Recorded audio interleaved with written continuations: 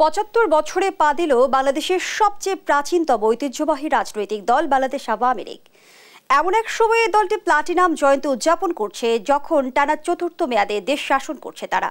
দীর্ঘ এই পথ পরিক্রমায় যেমন রয়েছে সফলতা কিংবা অর্জনের গল্প, তেমনি রয়েছে ব্যর্থতা কিংবা চ্যালেঞ্জও। এই সকল বিষয় নিয়ে আজকের আলোচনা। প্রিয় দর্শক, সবাইকে আমন্ত্রণ জানিয়ে শুরু করছি দেশ টেলিভিশনের নিয়মিত আয়োজন দেশ সাম্প্রতিকের আজকের আয়োজন। আমি ফারনাজ জুই রয়েছি আপনাদের সঙ্গে। আজ আমরা বিষয়বস্তু নির্ধারণ করেছি ঐতিহ্যের ৭৫ বছরে আওয়ামী লীগ। আর এই আলোচনা এগিয়ে নিতে তিনজন সম্মানিত অতিথি আছেন স্টুডিওতে। চলুন এই পর্যায়ে পরিচিত হই। স্টুডিওতে আছেন সৈয়দ ইশতিয়াক রেজা, গণমাধ্যম ব্যক্তিত্ব, আছেন আব্দুল মান্নান, শিক্ষাবিদ, সেই সঙ্গে আরও আছেন গোলাম কুদ্দুস, সভাপতি সম্মিলিত সাংস্কৃতিক জোট। তিনজনকে আমন্ত্রণ জানাচ্ছি আজকের আলোচনায়। সৈয়দ ইশতিয়াক রেজা, আপনাকে দিয়ে আলোচনাটা শুরু করি। যেমনটি বলছিলাম যে একেবারে যদি আমরা সেই রোজ গার্ডেনের কথা বলি, সেখান থেকে রাষ্ট্র ক্ষমতা এবং বাংলাদেশ আওয়ামী মুসলিম লীগ থেকে বাংলাদেশ আওয়ামী লীগ, দীর্ঘই পথ পরিক্রমায় দলটির সফলতা ব্যর্থতাকে কিভাবে মূল্যায়ন করবেন? অনেক ধন্যবাদ। আজকের এই দিনে আমি আওয়ামী লীগ যারা করেন, আওয়ামী লীগের নেতৃত্ব, আওয়ামী লীগের কর্মী, শুভাকাঙ্ক্ষী প্রত্যেককে অভিনন্দন জানাই। একটি দল তার ৭.৫ দশক উদযাপন করছে এবং অত্যন্ত সাফল্যের সাথেই এই সময়টা পার করেছে।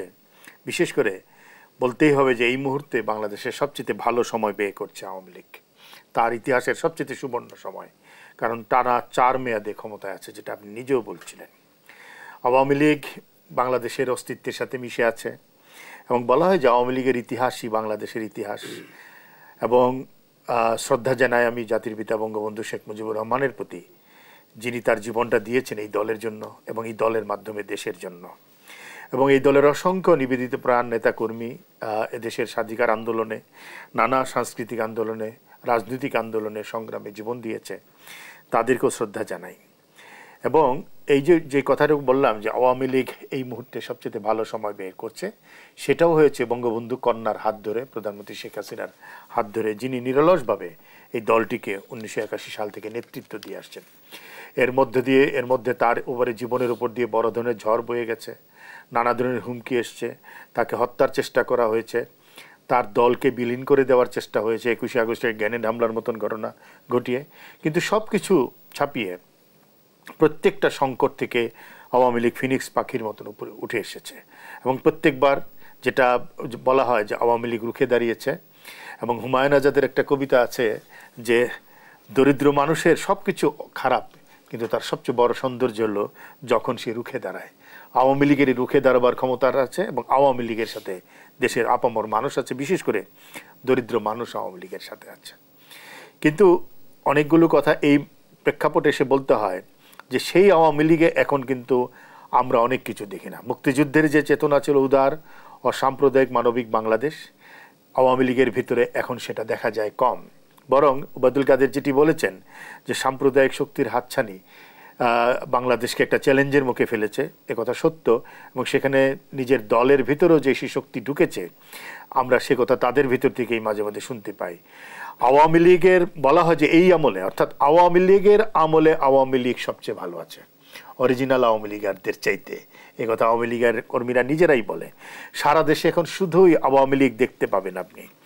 এবং এই সময়টাতে আওয়ামী লীগের রাজনৈতিক চর্চা কমেছে, আওয়ামী লীগের ভিতরে ক্ষমতা চর্চা, আধিপত্য চর্চা বেড়েছে এবং দল সরকারে বিলীন হয়ে গেছে। আমলাতন্ত্রের নেতৃত্ব দৃশ্যমান, রাজনৈতিক নেতৃত্ব ক্রমেই অপ্রশ্রয়মান হয়ে উঠেছে। শেখ হাসিনা ছাড়া সেই অর্থে কোনো রাজনৈতিক নেতৃত্বই চোখে পড়ে না আওয়ামী লীগের ভিতরে। এবং এক আওয়ামী লীগের ভিতরে যে অসংখ্য আওয়ামী লীগ, সেটা একটা বড় চ্যালেঞ্জের জায়গা করে দাঁড়িয়েছে। সবাই ক্ষমতা চায় এবং সর্বত্র হিসাব, কে কত পেয়েছে, কতটা পেয়েছে, কে বেশি পেয়েছে, কে পায়নি, এই হিসাব। এবং সেটার কারণে কেন্দ্র থেকে প্রান্ত পর্যন্ত, বিশেষ করে প্রান্তিক পর্যায়ে আওয়ামী লীগের ভিতরে বিবাদ, বিষোদ্গার, শত্রুতার পর্যায়ে চলে গেছে। এবং আওয়ামী লীগ একটি ঐতিহ্যবাহী রাজনৈতিক দল, যার সাথে সংস্কৃতির যোগাযোগ ছিল। আওয়ামী লীগে এখন কোনো সাংস্কৃতিক অনুষ্ঠান সেভাবে হয় না, কোনো সাংস্কৃতিক কর্মসূচি দেখতে পাই না। এবং দলের ভিতরে ব্যবসা বাণিজ্যের এত বেশি প্রসার ঘটেছে, ব্যবসায়ীরাই প্রায় বলতে গেলে পুরো দলটাকে গ্র্যাব করে নিচ্ছে। সম্প্রতি উপজেলা নির্বাচনটা আপনারা দেখেছেন, কত শতাংশ ব্যবসায়ীরা, পার্লামেন্ট নির্বাচনেও তাই। সামগ্রিকভাবে আমি বলবো যে এই সমস্ত কিছু মিলিয়ে আমি বলবো ক্ষমতায় থেকে আওয়ামী লীগ সাংগঠনিকভাবে আগের যে কোনো সময়ের চাইতে অনেক বেশি তার আদর্শের জায়গা থেকে দূরে অবস্থান করছে। ধন্যবাদ জানাচ্ছি সৈয়দ ইশতেক রেজা। পরবর্তী অংশে আবারও ফিরছি আপনার কাছে জনাব আব্দুল মান্নান।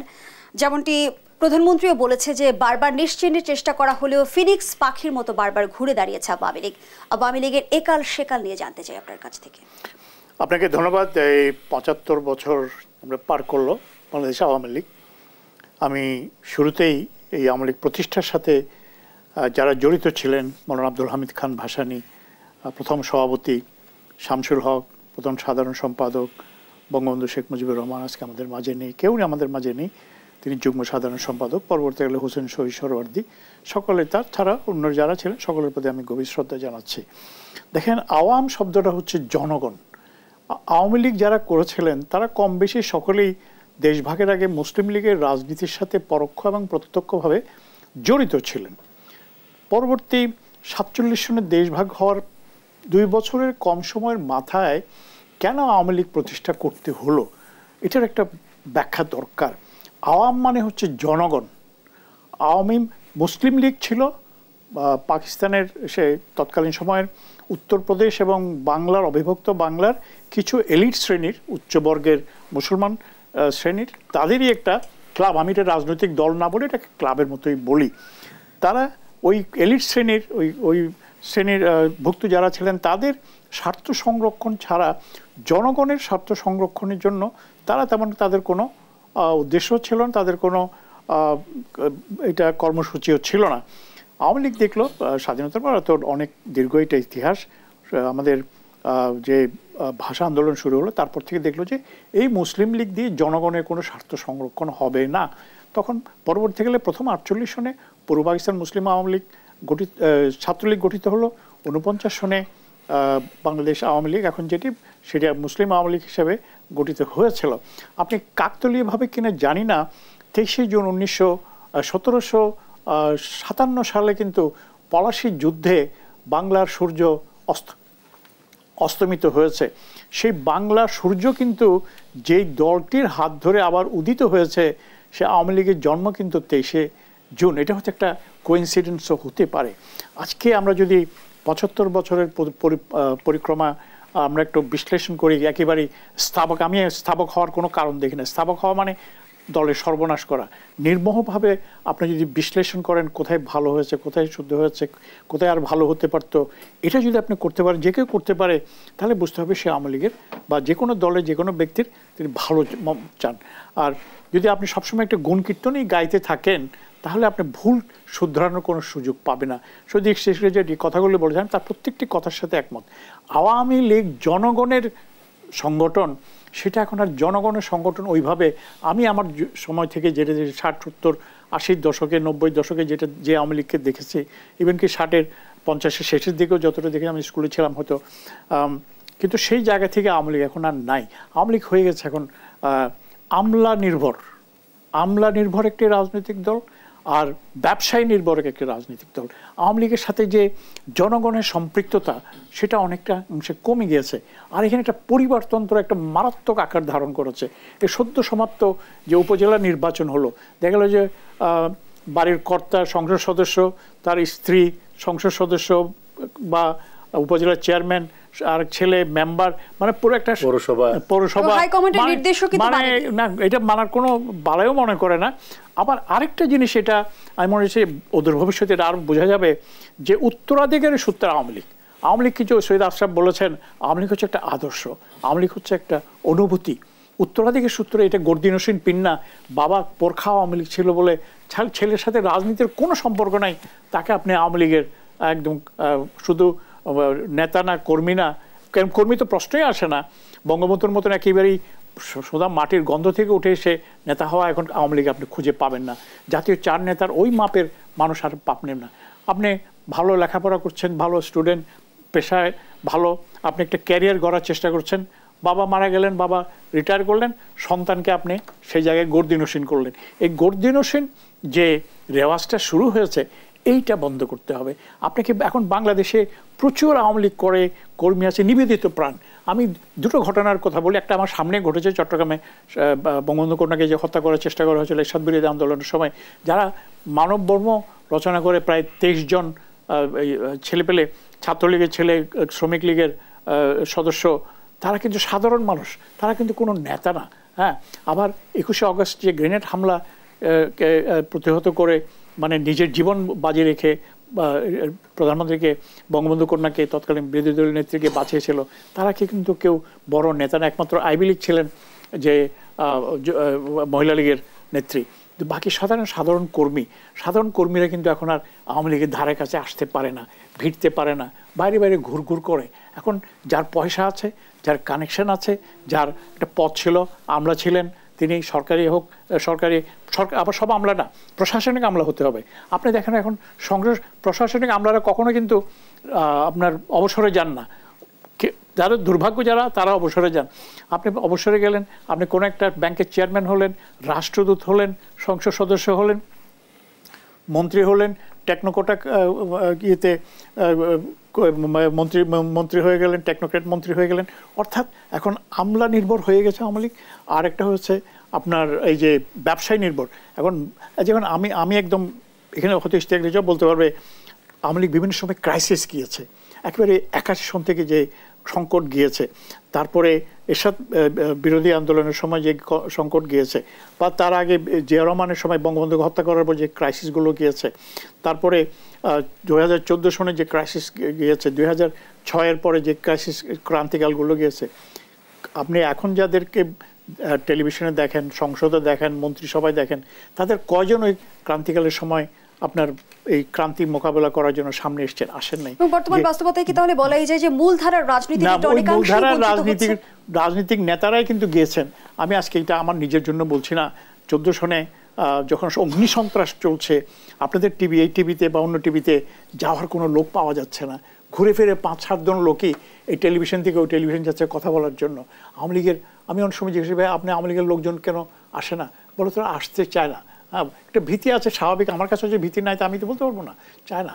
তো এই যখন একটা আওয়ামী লীগ একটা ক্রাইসিসে পড়ে, তখন কিন্তু এই লোকগুলোকে আপনি কখনো পাবেন না। ঘুরে ফিরে পাবেন ওই তৃণমূলের লোকজনকে। আপনার কাছে জনাব গোলাম কুদ্দুস, আমরা যদি বাংলাদেশের আন্দোলন সংগ্রামের কথা বলি, অগ্রণী ভূমিকা রেখেছে সবসময় আওয়ামী লীগ এবং বঙ্গবন্ধু নেতৃত্বাধীন আওয়ামী লীগে মুক্তিযুদ্ধে নেতৃত্ব দিয়েছে।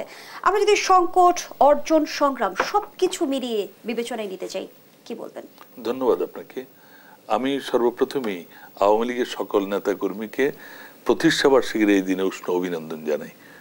আমি গভীর শ্রদ্ধার সাথে স্মরণ করি আওয়ামী লীগের যারা প্রতিষ্ঠা করেছিলেন, সেই মাওলানা আব্দুল হামিদ খান ভাসানী, টাঙ্গাইলের শামসুল হক, এবং পরবর্তী পর্যায়ে দীর্ঘ সময় জাতির পিতা বঙ্গবন্ধু শেখ মুজিবুর রহমান, এবং অবশ্যই গত 75 বছরের মধ্যে 43 বছর যিনি দলকে নেতৃত্ব দিচ্ছেন, আজকের সভাপতি এবং মাননীয় প্রধানমন্ত্রী শেখ হাসিনা, তাদের সবাইকে আমি অভিনন্দন জানাই এবং যারা প্রয়াত তাদের প্রতি গভীর শ্রদ্ধা নিবেদন করি। আমাদের আলোচনা কিন্তু 75 বছরকে ঘিরে, এবং আমি প্রথমেই আমার যে বিজ্ঞ সম্মানিত আলোচক যে কথাগুলো বলেছেন তার সাথে সম্পূর্ণ সহমত পোষণ করে আমি তার সাথে কিছু যুক্ত করার চেষ্টা করছি। প্রথমত হলো যে আওয়ামী লীগ অন্যান্য রাজনৈতিক দলগুলোর চাইতে আলাদা কেন? প্রথম কথা হলো আমরা দেখছি যে আমাদের অনেক রাজনৈতিক দল ক্ষমতায় থেকে নতুন রাজনৈতিক দল গঠন করেছে, অগণতান্ত্রিক পদ্ধতিতে ক্ষমতায় এসেছে, বিভিন্ন দল থেকে লোক এনে একটি নতুন দল দাঁড় করিয়েছে। কিন্তু আওয়ামী লীগ যেটি সময়ের প্রয়োজনে, বাঙালিত্বের প্রয়োজনে, মানুষের অধিকারের প্রয়োজনে, মাটি ও মানুষের প্রয়োজনে তার সৃষ্টি হয়েছিল, যেটি অধ্যাপক আব্দুল মান্নান স্যার বলেছেন, শুরু করেছেন, যে সেখানে যখন ভারতবর্ষ বিভক্ত হয়ে ভারত ও পাকিস্তান নামক দুটি আলাদা রাষ্ট্র হওয়ার সিদ্ধান্ত হয়ে গেল, সে সময় অখণ্ড বঙ্গদেশ প্রতিষ্ঠার একটি উদ্যোগ নেওয়া হয়েছিল।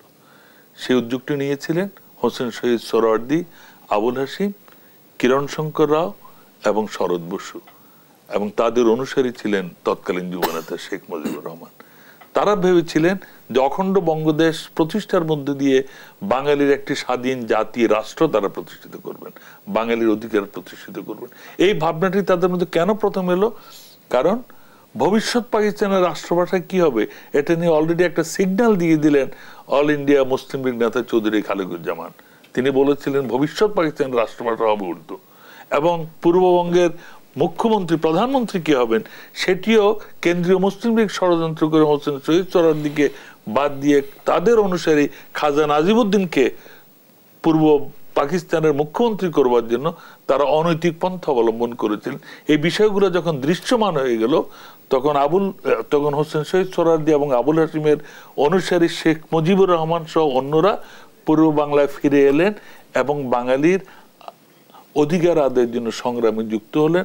এবং পাকিস্তান প্রতিষ্ঠার 22 দিনের মাথায় 6 এবং 7 সেপ্টেম্বর পূর্ব পাকিস্তান গণতান্ত্রিক যুবলীগ গঠন করা হলো, এবং তারপরে 4 জানুয়ারি 1948 পূর্ব পাকিস্তান মুসলিম ছাত্রলীগ প্রতিষ্ঠিত করা হলো। তারপরে বঙ্গবন্ধু যখন কারাগারে 1949 সালের 19 এপ্রিল ঢাকা বিশ্ববিদ্যালয়ের 4র্থ শ্রেণীর কর্মচারীদের দাবি আদায়ের জন্য তখন তিনি কারাগারে বন্দী জীবন যাপন করতেন, সেই সময় এই আজকের এই দিনে কেএম দাস লেন্স সেই বিখ্যাত ভবন যেটি এখন আর বলবার অপেক্ষা রাখে না, রোজ গার্ডেনে একটি সম্মেলনের মধ্য দিয়ে পূর্ব পাকিস্তান আওয়ামী মুসলিম লীগ প্রতিষ্ঠিত হলো। এবং তার সভাপতি হলেন আসাম মুসলিম লীগের সভাপতি, যিনি দেশ ভাগের পর ফিরে এসেছিলেন, ভাষা আন্দোলন অংশগ্রহণ করেছেন, তাকে সভাপতি, টাঙ্গাইলের শামসুল হককে সাধারণ সম্পাদক, এবং কারাবন্দী যুবনেতা শেখ মুজিবুর রহমান। সেই জায়গা থেকে জনাব গোলাম কুদ্দুস, আমরা রোজ গার্ডেনের সেই আওয়ামী লীগ থেকে আজকের বর্তমান সময়ের আওয়ামী লীগের পরিবর্তনটা প্রশ্ন রেখে যাচ্ছি। বিরতির সময় হয়েছে, বিরতি থেকে ফিরে এসে শুনবো। দর্শক, দেশাপ্রতীকের এই পর্যায়ে একটা বিরতি নিচ্ছি, আমাদের সাথেই থাকুন।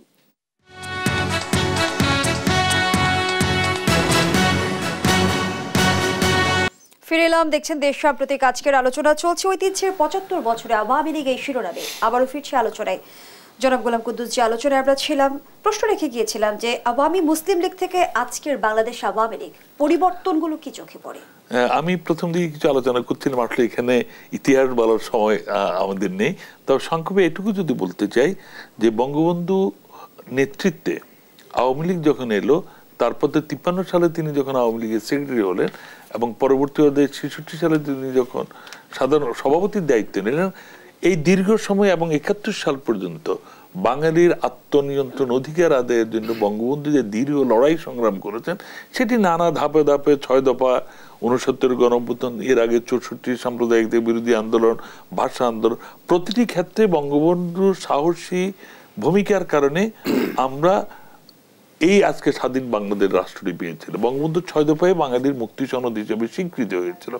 এবং আপনারা জানেন যে 69 গণ অভ্যুত্থানের মধ্য দিয়ে বঙ্গবন্ধু যখন আগরতলা ষড়যন্ত্র মামলা থেকে মুক্তি পেলেন 22 ফেব্রুয়ারি 1969, তারপর থেকে তিনি পুরো বাংলাদেশ জুড়ে বাঙালিকে যেভাবে 66 সালে 6 দফা দিয়ে যেভাবে ঐক্যবদ্ধ করেছিলেন, পরবর্তী পর্যায়ে সেই ধারা অব্যাহত রেখেছিলেন, এবং 70-এর নির্বাচনে তার নেতৃত্বে আওয়ামী লীগ একক সংখ্যাগরিষ্ঠতা লাভ করেছিল। পাকিস্তানি শাসন আমলে প্রায় 13 বছর অধিক সময় কারাগারে বন্দী জীবন কাটিয়েছেন, কিন্তু বাঙালির স্বার্থের প্রশ্নে তিনি কখনো আপোষ করেননি, এবং তারই নেতৃত্বে বাংলাদেশ স্বাধীনতা অর্জন করেছে, বাঙালি জাতিরাষ্ট্র বাংলাদেশ আমরা পেয়েছি। এবং এই একটি যুদ্ধ বিধ্বস্ত দেশকে তিনি যখন গড়ে তুলবার জন্য চেষ্টা করছিলেন, 72-এর সংবিধানে গণতন্ত্র, সমাজতন্ত্র, ধর্মনিরপেক্ষতা, বাঙালি জাতীয়তাকে অন্তর্ভুক্ত করে একটি লক্ষ্য নির্ধারণ করলেন যে বাংলাদেশ কোন পথে ধাবিত হবে। সেই লক্ষ্য থেকে বাংলাদেশকে বিচ্যুত করবার জন্য 1975 সালের 15 আগস্ট জাতির পিতা বঙ্গবন্ধুকে তার পরিবারের অধিকাংশ সদস্য হত্যা করা হয়েছিল।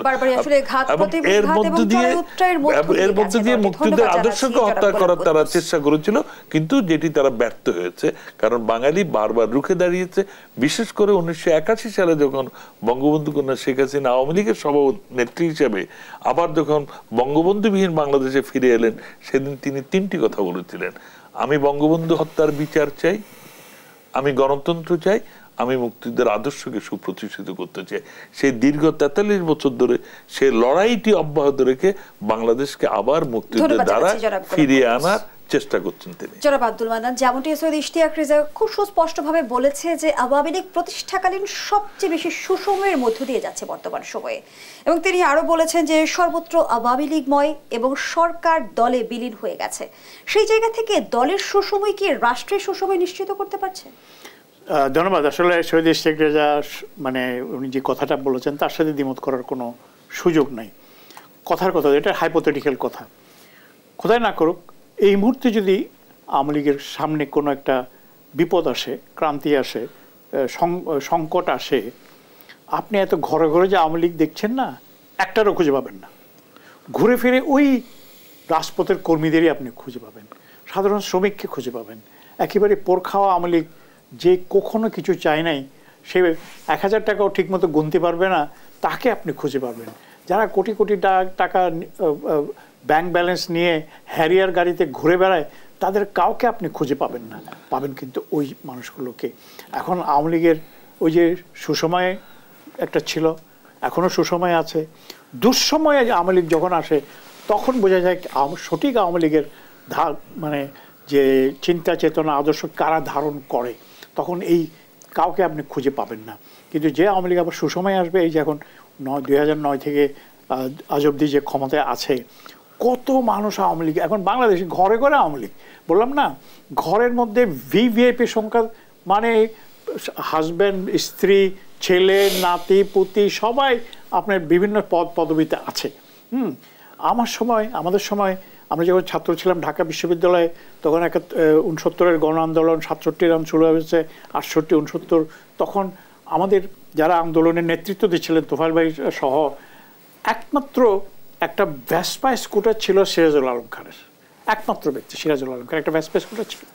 উনি ইকবাল হলে তদানীন্তন সার্জেন্ট জহুরুল হলে থাকতেন, তোফায়েল ভাইয়ের ওখানে থাকতেন, সেখান থেকে আসতেন। আমি তোফায়েল ভাই অনেক সময় দেখলাম সাধারণ স্পঞ্জ স্যান্ডেল পরে উনি বটতলায় বক্তৃতা দিচ্ছেন। আজকে কি আপনি সেই ছাত্রলীগ পাবেন? দরকার নাই, এটা তো অনেকদিন হয়ে গিয়েছে, এখন সব কিছুর উন্নতি হয়েছে। তাই বলে আপনি যে মানে বিত্ত বৈভব যে ধরনের আপনার জেল্লা এখন দেখা যায় সাধারণ কর্মীদের কাছে, সেটা তো ওই সময় দেখা যায়নি। এমন কি ঘটলো যে আপনি যেই লোকটা রিক্সায় চড়া আপনার ভাড়া ছিল না, তার হ্যারিয়ার গাড়ি সে দৌড়ায়। আসলে আওয়ামী লীগ কিন্তু ওরা না, আসলে আওয়ামী লীগ হচ্ছে খেটে খাওয়া মানুষ।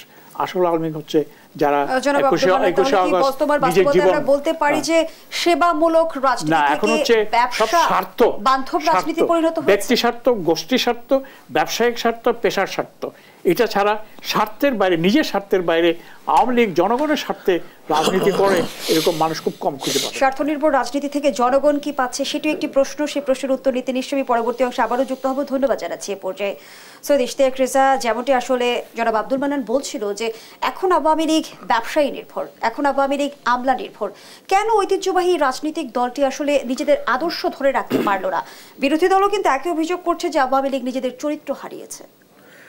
বঙ্গবন্ধুর 7 মার্চের বক্তৃতা তো আমরা অনেক বেশি শুনি, কিন্তু বঙ্গবন্ধুর বাকি বক্তৃতাগুলো যদি শুনেন, দেশে ফিরে আসার আগে কিংবা স্বাধীনতার আগের বক্তৃতাগুলো, একটা বিষয় খেয়াল করবেন, তার বক্তৃতার বড় অংশ জুড়ে মানুষ, বারবার বলছে মানুষ, অর্থাৎ তিনি মানুষের রাজনীতিটা করতে চেয়েছেন এবং তিনি এতটাই আপন করে নিয়েছেন, তিনি বলেছেন আমার মানুষ।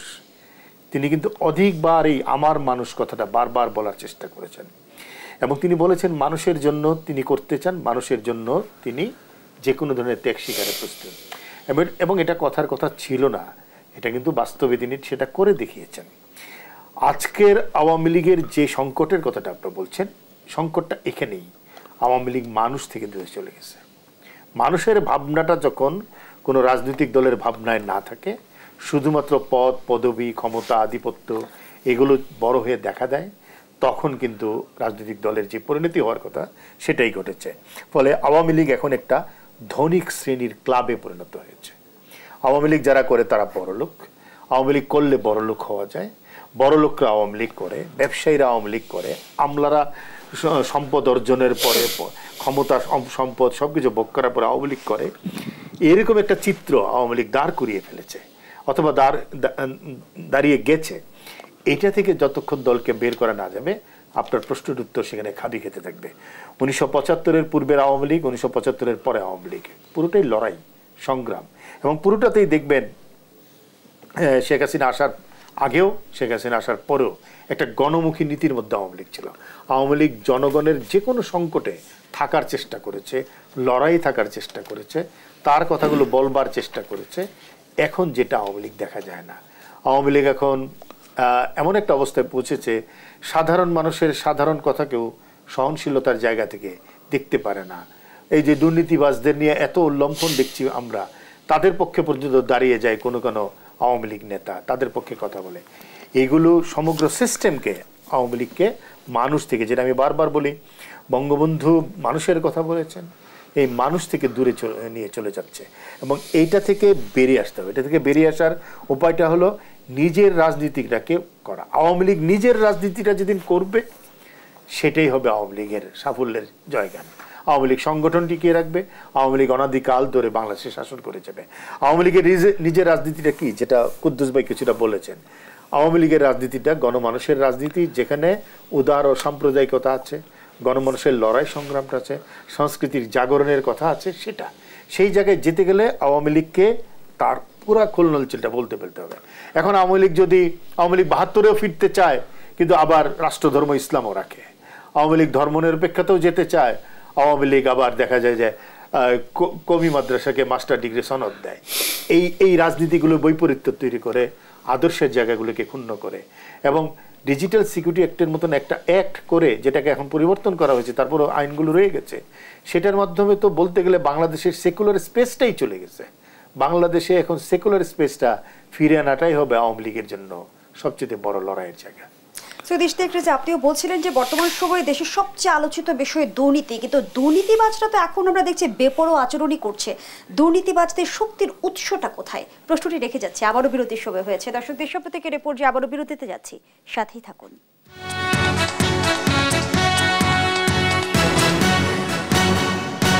আবারও আমন্ত্রণ, আপনারা দেখছেন দেশ সাম্প্রতিক। আমরা আবারও ফিরছি আলোচনায়। সৈয়দ ইশতিয়াক রেজা, যে আলোচনায় আমরা ছিলাম যে সর্বত্র আসলে দুর্নীতির সংবাদে সয়লাভ, সেই জায়গা থেকে বেনজির আজিজ আডার কাণ্ডের মধ্যে আবার রাজস্ব কর্মকর্তা মতিউর, দুর্নীতিবাজদের আসলে মূল শক্তির উৎস কোথায়?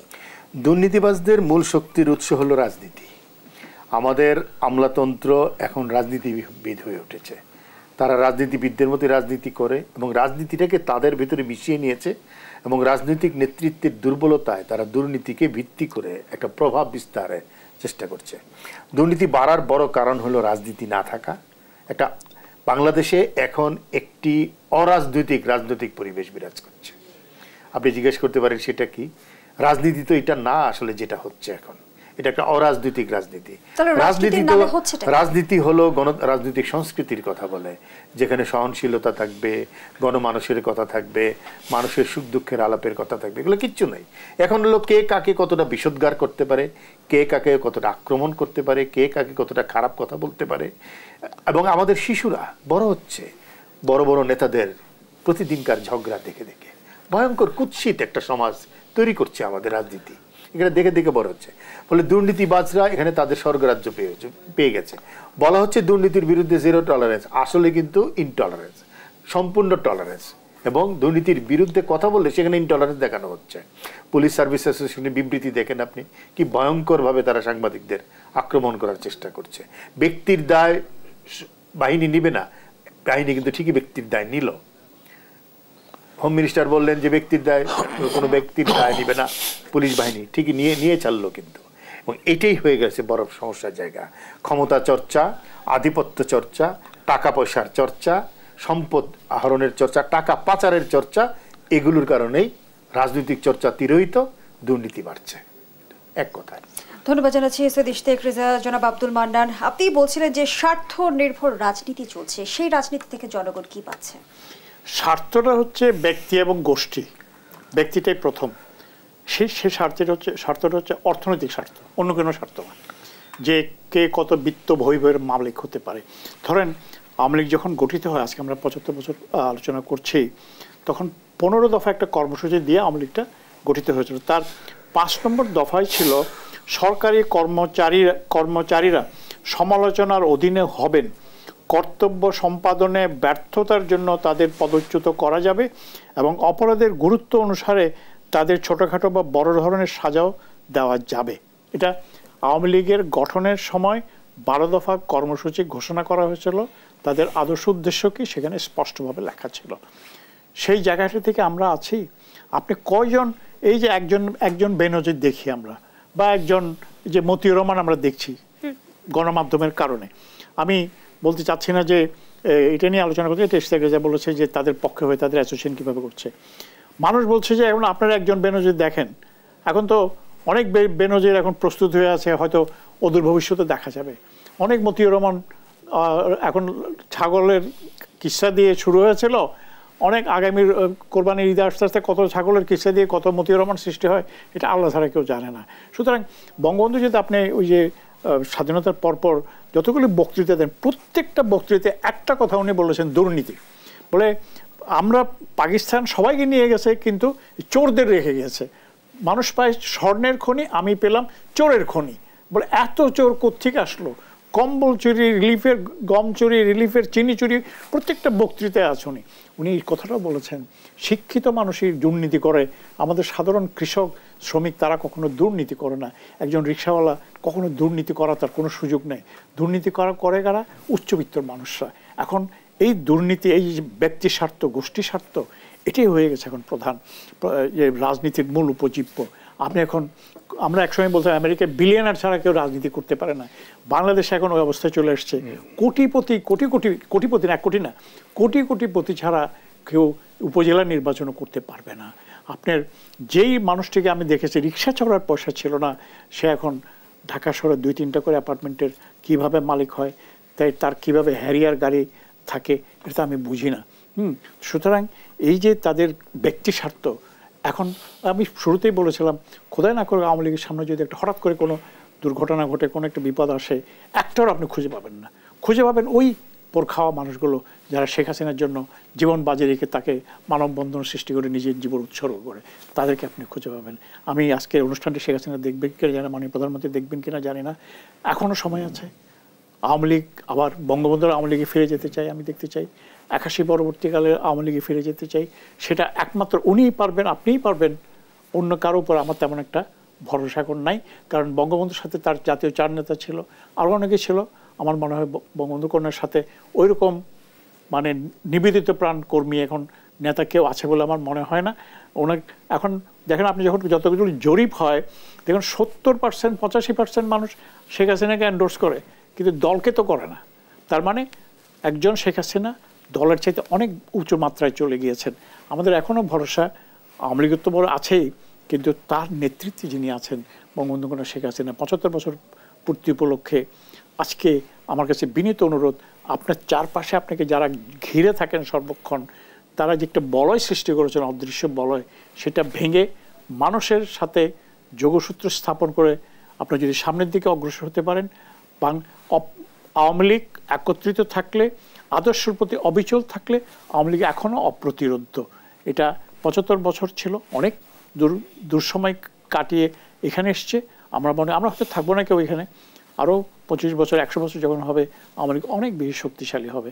এখন পৃথিবীর 6ষ্ঠ বৃহত্তম রাজনৈতিক দল, হয়তো এখন সংখ্যা দিয়ে বিচার করা যাবে না, তার যে কন্ট্রিবিউশন সেটা দিয়ে বিচার করা যায়। ধন্যবাদ জানাচ্ছি জনাব আব্দুল মান্নান। জনাব গোলান কুদ্দুস, আপনার কাছে একটু জানতে চাই, যেমনটি বলা হচ্ছিল যে ধারা তৈরি হয়েছে আমরা কিংবা ব্যবসা নির্ভর রাজনীতি, এই ধারা যদি চলতে থাকে, মূল ধারার রাজনীতিবিদরা যদি হারিয়ে যায়, ভবিষ্যতে আসলে রাজনীতির চিত্রটা কেমন হতে পারে?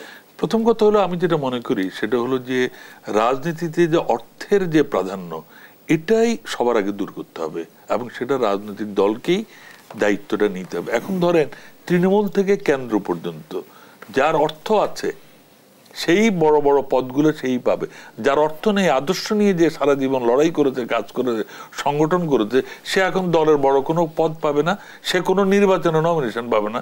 প্রথম কথা ওর তো টাকা নাই, তো টাকা নাই এটা কি তার অপরাধ, নাকি সে আদর্শবাদী কিনা, সে ত্যাগী নেতা কিনা, এটি ছিল মূল বিবেচ্য বিষয়। সেই জায়গা যদি ফিরে যেতে না পারি আমরা, তাহলে সংগঠন কখনোই শক্তিশালী হবে না। এবং এই যারা ক্ষমতায় এসে দলে অন্তর্ভুক্ত হয় এবং সমস্ত সুযোগ সুবিধাগুলো গ্রহণ করে এবং তার পুরো দায় দায়িত্বটা আবার সংগঠনকে বহন করতে হয়, এই ধারা থেকে দলকে বেরিয়ে আসতে হবে। এটা হলো একটা দিক। আমি কিছু ইতিবাচক কথাও বলতে চাই। যেমন ধরেন এই ৭৫ বছরের আওয়ামী লীগ প্রথম সবচেয়ে বড় সাফল্য, সে একটি দেশ দিয়েছে আমাদেরকে, বাংলাদেশের স্বাধীনতা এনে দিয়েছে। আজকে গত ৩ টার্ম পরপর মাননীয় প্রধানমন্ত্রী শেখ হাসিনার নেতৃত্বে রাষ্ট্র পরিচালিত হচ্ছে। হ্যাঁ, এখানে অনেক দুর্নীতি আছে, লুটপাট হয়েছে, এগুলো সব সত্য। অনেক ভালো কাজও হয়েছে। যেমন ধরেন যে অর্থনীতির যে অবকাঠামোগত যে উন্নয়ন, আমরা আগে কখনো মেট্রো রেল দেখি নেই, পদ্মা সেতু দেখি নেই, 4 লেন 8 লেন রাস্তা দেখি নেই। আজকে গ্রামে গঞ্জে, আমার গ্রামের কথা যদি আমি বলি, সেখানে গ্রামের মধ্যে পাকা চৌরাস্তা আছে, এটি বাংলাদেশে কখনোই ছিল না। আপনি 9 লক্ষ গৃহহীন পরিবারকে আপনি ঘর দিচ্ছেন বিনে পয়সায়। 9 লক্ষ, বহু দেশের মোট জনসংখ্যা 9 লক্ষ নেই, সেই বাংলাদেশে বর্তমান সরকার শেখ হাসিনার নেতৃত্বে সেগুলো করছে। আপনি নারীদের ক্ষমতায়নের জন্য যে কাজগুলো করছে বাংলাদেশে, আমাদের মতো একটি পশ্চাৎপদ রাষ্ট্রে, যে রাষ্ট্রে এখনো কোন কোন মহল বলে যে মেয়েদের ক্লাস 4-5 বেশি পড়ার প্রয়োজন নাই, সেই রাষ্ট্রে প্রধানমন্ত্রী, বিরোধী দলের মন্ত্রী, স্পিকার থেকে শুরু করে জাস্টিস থেকে শুরু করে সমাজের নারীদের যে ক্ষমতায়ন হয়েছে, এটাকে অবশ্যই একটি অগ্রগতির ব্যারোমিটার হিসেবে আপনাকে দেখতে হবে।